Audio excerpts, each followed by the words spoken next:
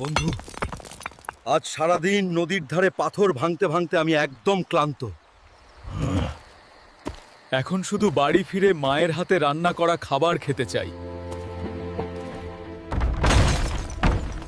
মা, এটা কি অবস্থা? মা, ভয় পেও না, আমি তোমাকে হাসপাতালে নিয়ে যাচ্ছি। ডাক্তার, করে আমার মাকে দেখুন। অপারেশন করতে হবে, কমপক্ষে 14 লক্ষ টাকা লাগবে। আজ এই লড়াই শুধু শক্তির নয়, একজন মায়ের জীবনের লড়াই। এই প্রতিযোগিতার বিজয়ী হাল্ক ভাই।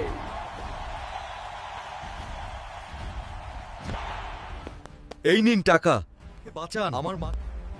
মা, এখন বিশ্রাম নাও, তোমার ছেলে সব সময় তোমার পাশে আছে।